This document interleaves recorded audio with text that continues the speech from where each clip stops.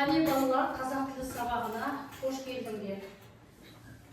Қазір балалар, сендер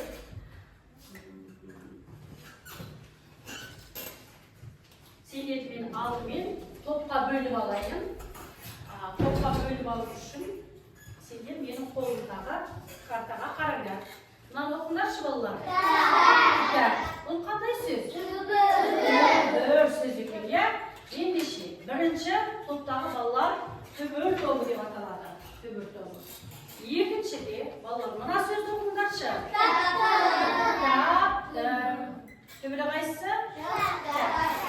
Тың немене? Өте жақсы. Жалғау. Ендеше, екінші топтың балаларын біз жалғау деп атаймыз. Жалғау тобы.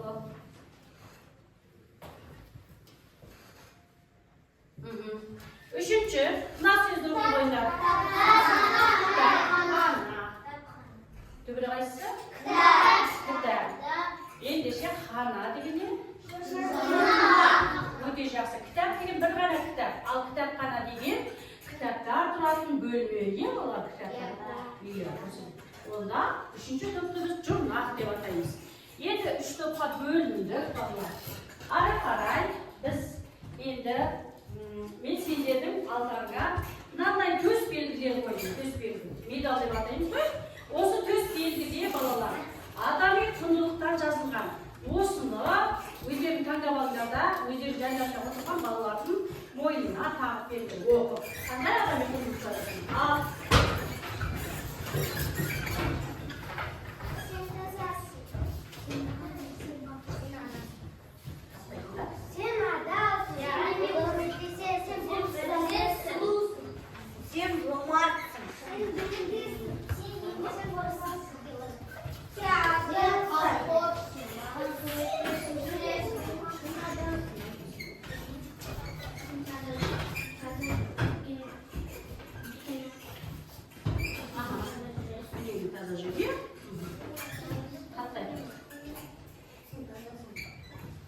Енді балалар, бәріміз өз-өзіміздің достарымызға төс белгілерді тақтық, төс белгілерді өздеріне сәйкес келетін. Енді балалар, сендерді бүгінгі сабақта қалай бағалаймын деген бар ғой.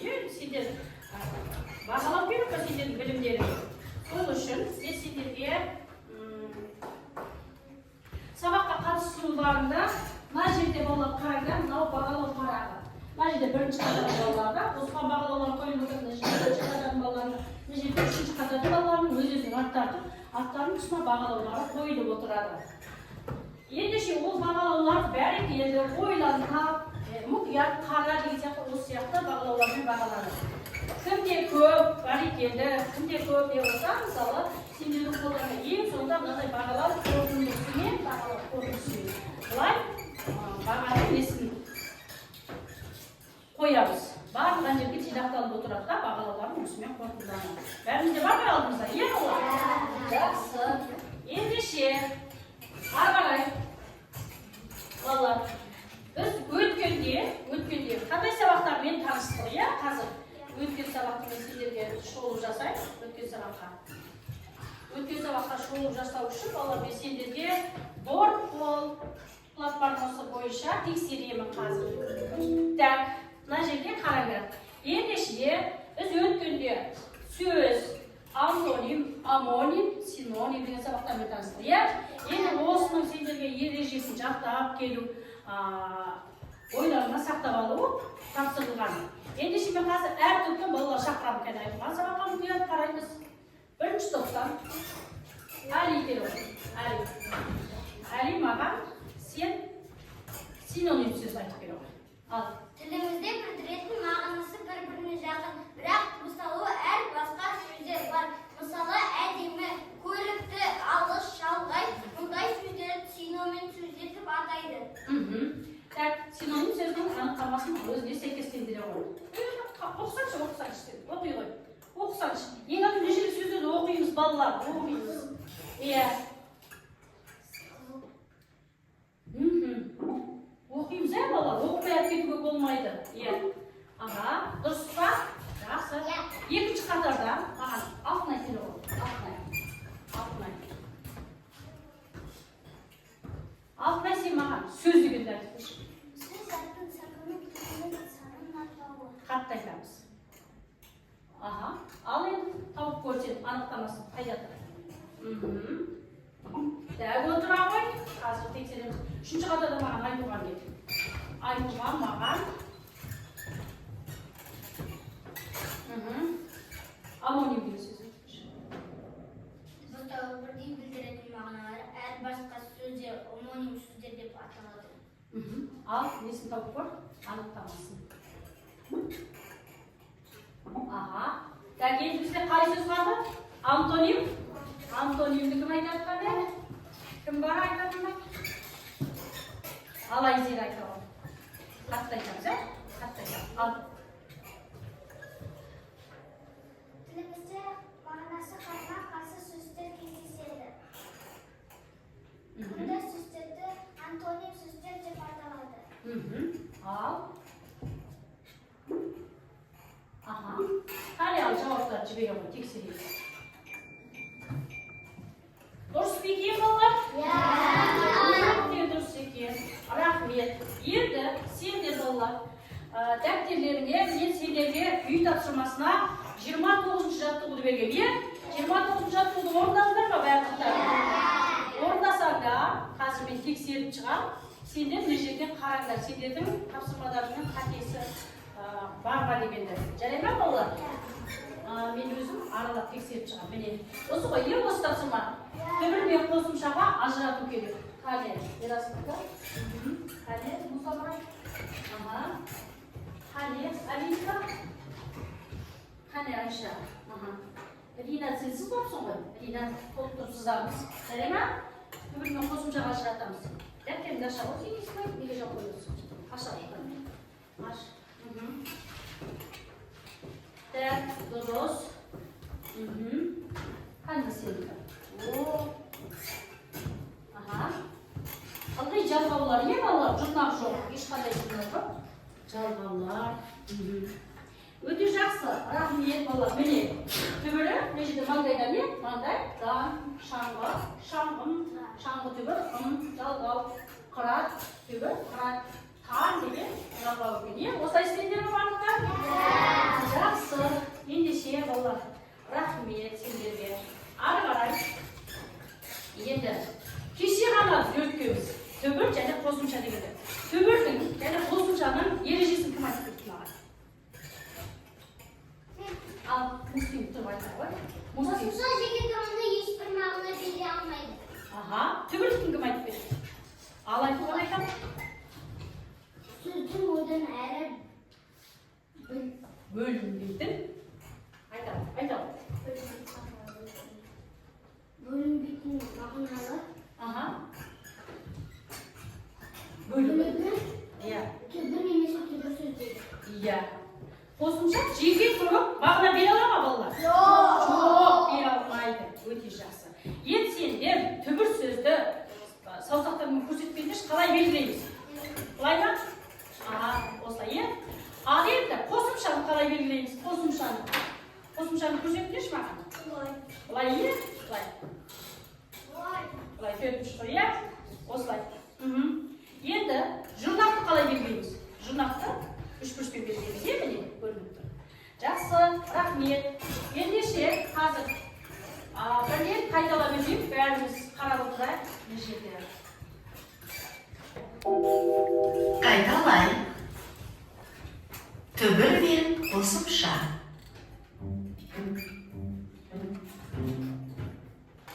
Сөздің одан әрі бөлінбейтін мағынасы бар бөлшегін түбір дейміз. Мысалы, кітап. Түбірге жалғанған бөлшекті қосымша дейміз. Мысалы, кітапты. Жақсы. Енді балалар, кітаптарыңды ашыңдар да 18-ші беттегі 18-ші жаттығуды ішімізден оқып шығамыз. Мәтінді.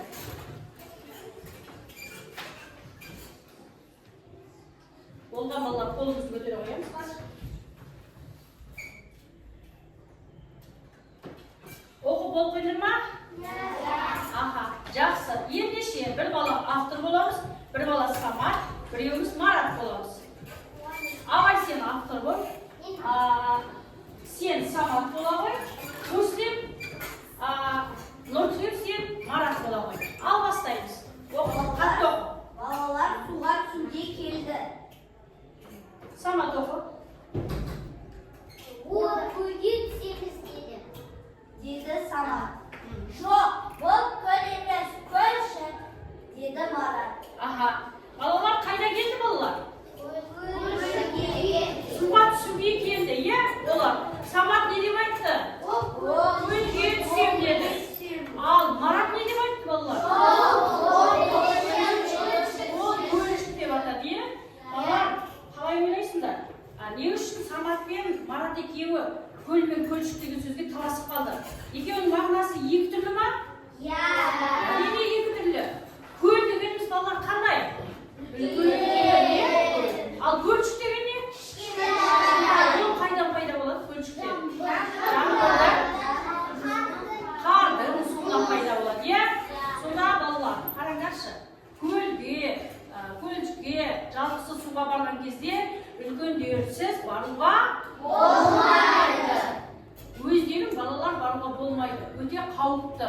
Иә балалар? Ендеше көл деген не? Қандай сөз? Қандай сөз? Төбір. Көлшік деген сөзде жалға бар ма? Бар, иә? Қосымша бар. Қандай қосымша бар? Шік деген жалғау ма? Әлде жұрнақ па? Жұрнақ. Көл, менен кішкентай көлшік өзгеріп, иә? Ендеше мен көл мен көлшіктің көрсеткен видеосын Құдықтағы суға толы табиғи ойпат. Көлге құрылған екі бай жерін алып жатыр. Көлшік дегеніміз жаңбыр жауғанда жердегі ойыстарда қалған су, немесе қыстағы қардан қалған судың ерітіндісі. Міне балалар, көл деген осылай көлшік деген жер көрді ғой, ең кішкентай. Ендеше көл мен көлшік сендерге түсінікті ма? Аха. Ары қарай, енді балалар, дәптерлеріңді аша қойыңдар. Дәптерлеріңді аша қой. Жаңа сабақпен танысамыз бүгінгі. Жаңа сабақпен айын жазамыз.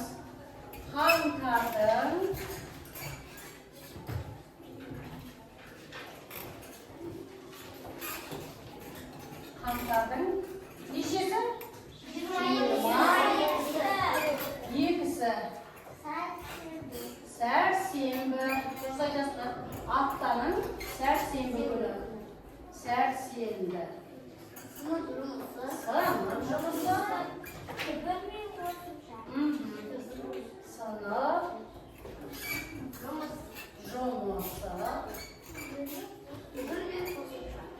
мен қосымша.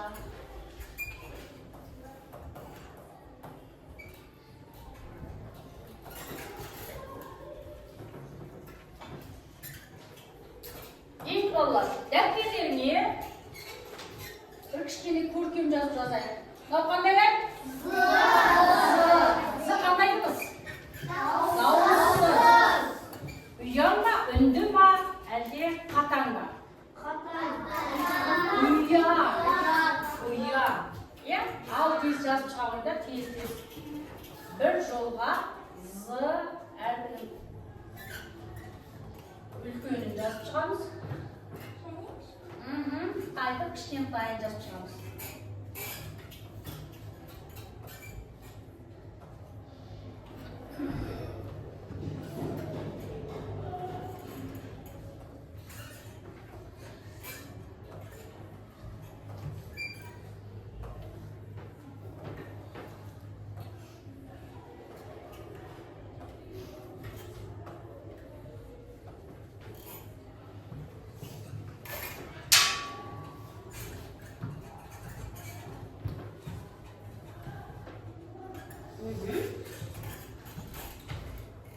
Жарайсыңдар, 3-ші топтың жұрнақ тобының балалары қандай жылдам?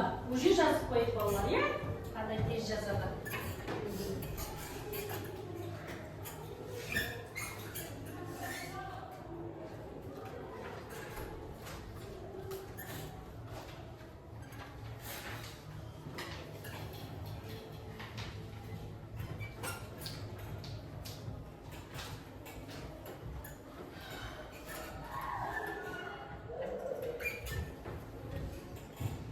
балалар, кітаптарыңа, болдық қой бәріміз, иә? Кітаптарыңа 33-ші жаттығуда көп нүктенің орнына тиісті қосымшаларды қойып, мәтінді көшіріп жазамыз. Ал кеттік. Бірінші түбір тобы, бірінші сөйлем жазасында, түсінікті ғой, е? Бірінші түбір тобы, екінші жалқау тобы, екінші сөйлемді көшіріп жазасында, көп нүктенің орнына тиісті жалғауды қой. Үшінші жұрнақ тобы, үшінші сөйлемді тиісті жалғауыттар қойып көшіріп жазамыз. Ал кеттік. Тез жазамыз, салла. Жазамыз, мұхаммарат, не болып тұрсын? Сенде? Біріншіне жазасың, бірінші. Бірінші сөйлем. Әлі жазыңыз ба? Жарайсың да. Айша, екінші сөйлемді жазыңыз, біз сол үйірме деп жазамыз. Ринат, жарайсың. Біз сол үйірмеге қатысамыз, иә? Тез жазамыз.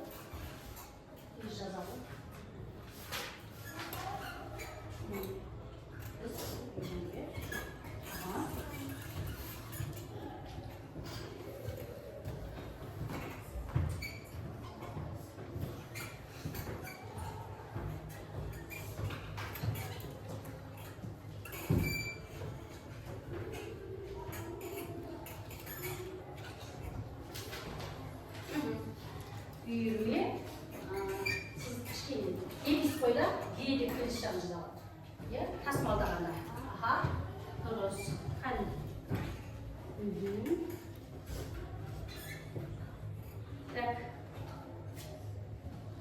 Бірінші сөйлемді. Альбина оқыш, бірінші. Қане, не деп жаздың? Қатты оқы. Өте дұрыс. Екінші қатарда Айзере оқи ғой. Біз сол үйірмеге қатысамыз. Өте жақсы. Енді үшінші жұрнақ тобынан Абай оқиды. Біз шахматтан болған жарыстан бірінші орын алдық. Өте жақсы. Бәріміз осылай жаздық па? Қазір мен тақтаға көрсетем, сендер қателерін тексеріп алыңдар. Жақсы ма балалар? Енді қараңдар, міне. Қателеріңді тексеріп алыңдар. Ал дұрыс па екен, балалар? Дұрыстап жаздыңдар ма? Рахмет, балалар. Енді сендерге мен мынандай тапсырма берілген тұр.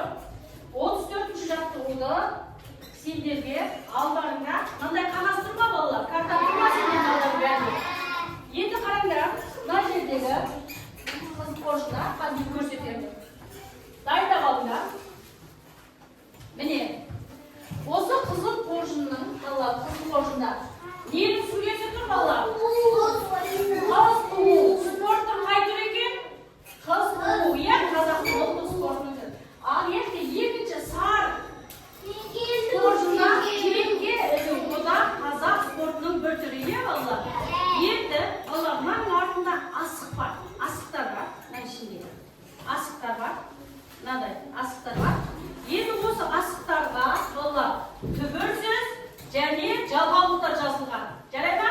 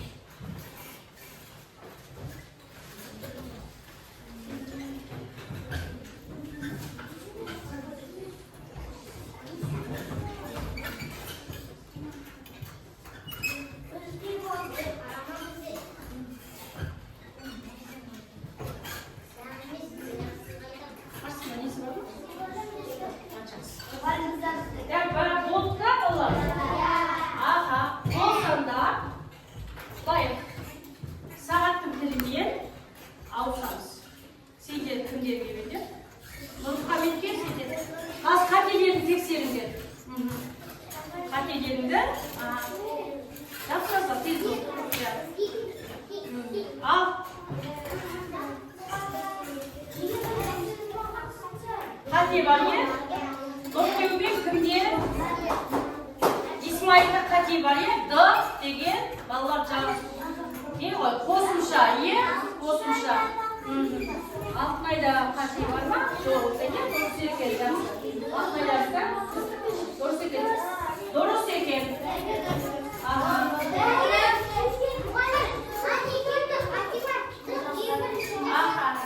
Кімнің тобында қате жоқ?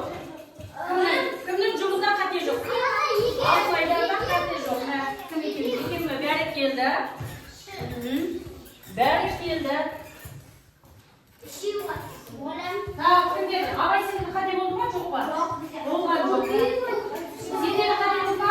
Жоқ. Бәрі келді. Бәрі келді. Оларға мұқият қара деген береміз. Мұқият. Әліңдерде қате болды ма?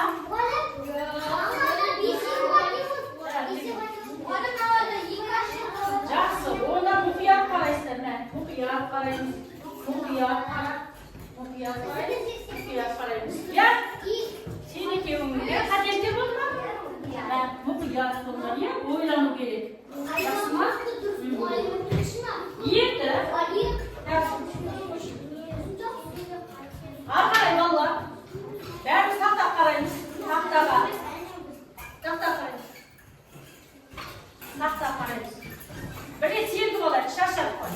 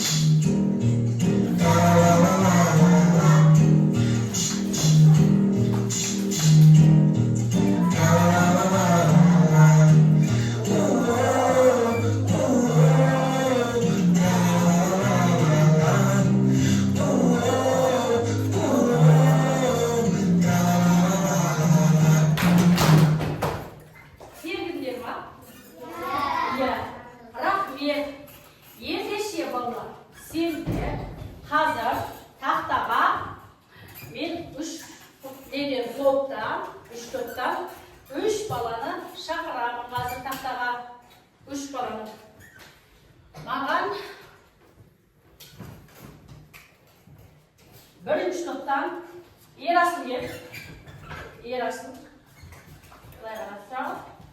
Екінші топтан маған Манаспаева Айзере кел. Үшінші топтан маған Құнанбаева Абай кел. Абай. Мына сөздерге, мына жалғаулықтар жалғаймыз. Сосын түбірмен қосымшаны тиісті белгісімен ажыратамыз. Жақсы ма? Ал бастаймыз. Үшеуміз. Қаймен белгілерге, қай жерден жазады? Айзере мына жерден, арадан, енді арадан, değil mi? Сен арадан алсаңыз үйттен. Арасынан төбе үстін сыз алмай қалса, е? Абай, арадан, енді арадан бастайды. Сам қалам берейін ба? Ерасың?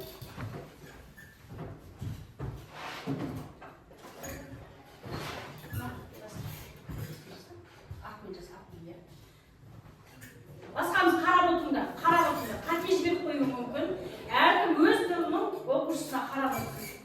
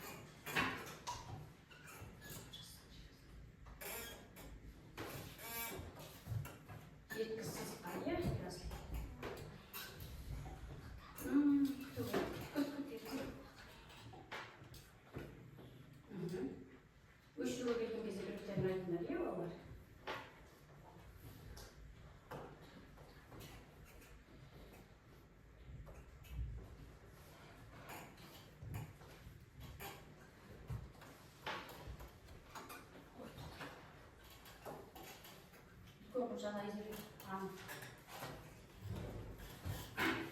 Aha, aldınız.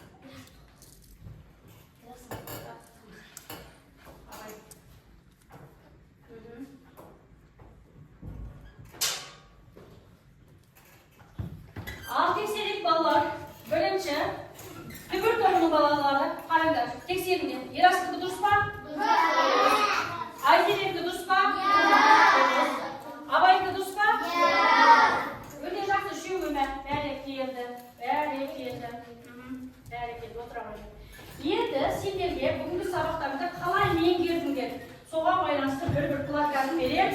Плакаттың ішінде сөздер бар, сол жұмбақты тезде жақсыра қоямыз. Ал.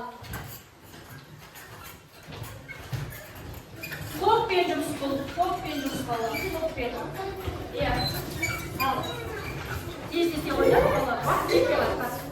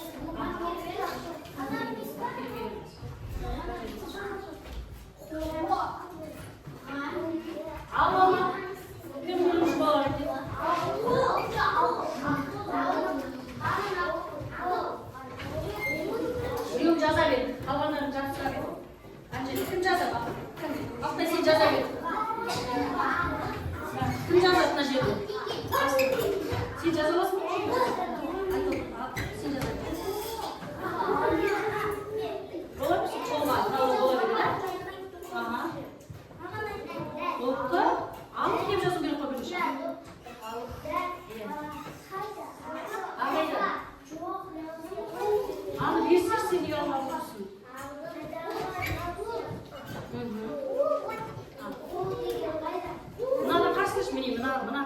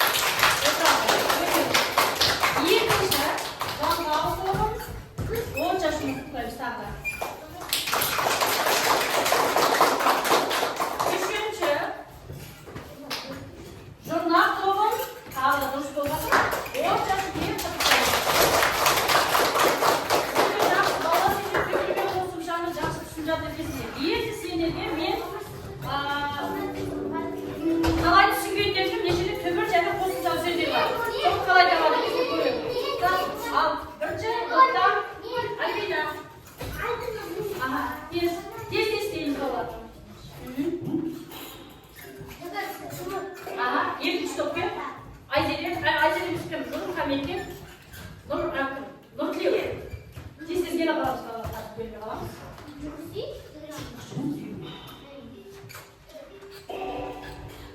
Аха, үшінші топтан Нұрмұхамед келе бер. Нұрмұхамед.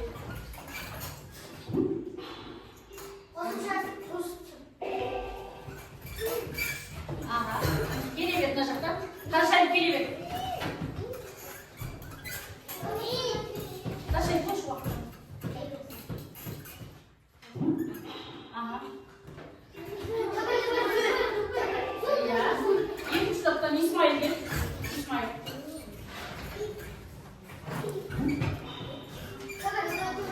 Аха. Үшінші топтан Айзере кел. Бер ама.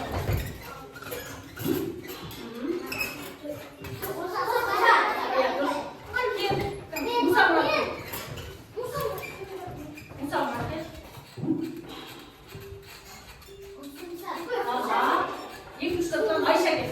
Айша.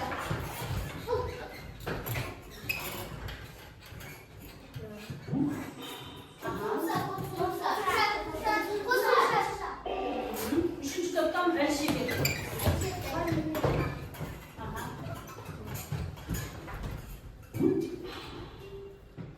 Аха.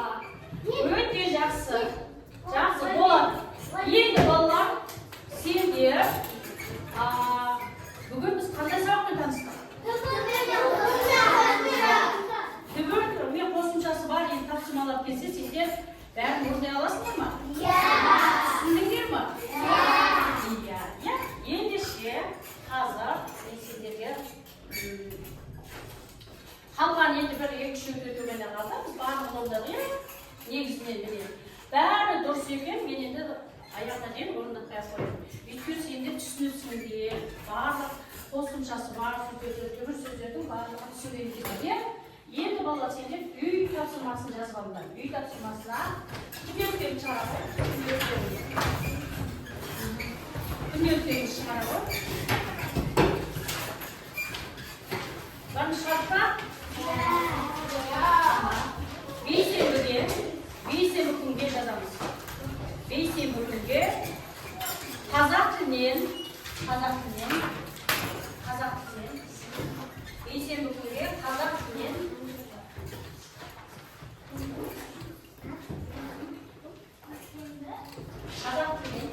19-ші бет 35-ші жаттығу. 35-ші жаттығу. Енді, балалар, бұл тапсырманы қалай орындаймыз? Мына жерде бұлттарда берілген нелерді, түбір сөздер және қосымшаларды бір-біріне қосып, дәптерге көшіріп жазамыз. Түсіндіңдер ме? Сосын кейін қосымшасын түбірін тиісті белгімен белгілейміз. Енді, бүгін сендер сабақты қалай түсіндіңдер дегенді қазір көрейік. Балалар.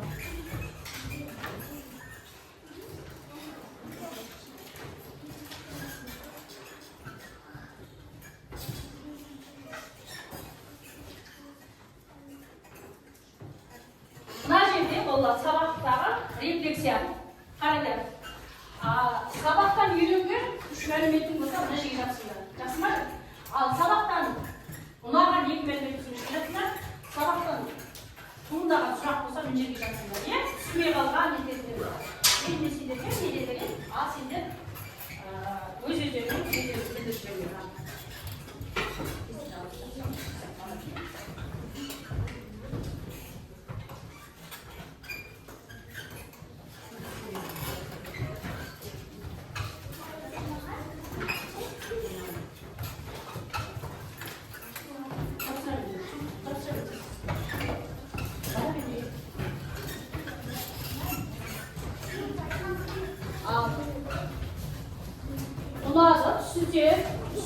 Үш екі бір деген, рефлексия.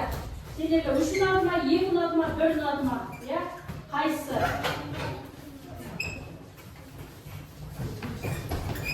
Жақсы, рахмет балалар.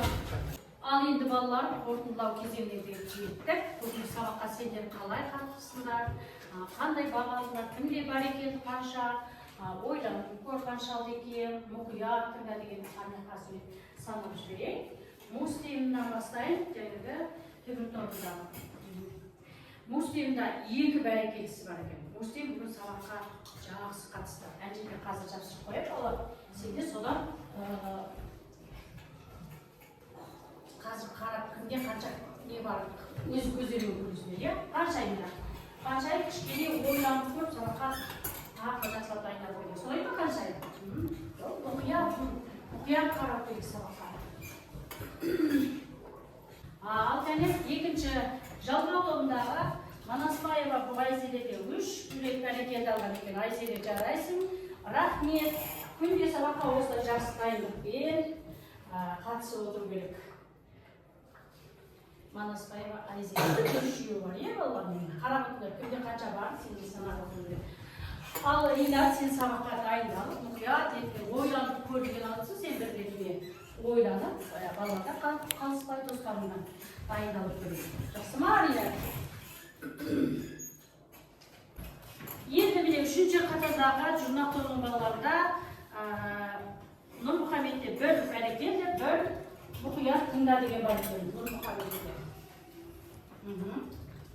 Ары қарай Абай өте жақсы қатысқанмен 3 бірдей бәрекелді алды балалармен. Көрді ма? 3 бірдей бәрекелді Абай алған екен. Сабақта өте жақсы дайындалған, қараған, жақсы тапсырмаларды орындады, ұйымдастырушы қабілеті жақсы болды. Бүгін өзінің тобын жақсы ұйымдастырады, иә, Абай? Айзереде бір мұқиятында бір бәрекелді бар екен, иә? Айзереде жақсы қатысты сабаққа. Рахмет, Айзере.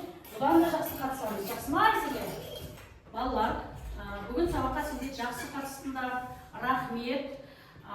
Бүгінгі сабақта ең жақсы қатысқан балалар Айтуға, Абай, Айзере, Алтынай, Ерасыл, Әли, осы балаларға мен 9-8 деген бағалар қойып берем. Ал қалған жақсы балаларға әркімге тиісті бағаларымды қойып берем.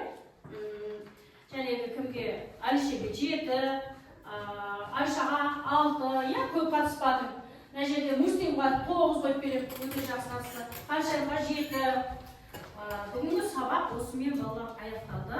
Сау болыңдар.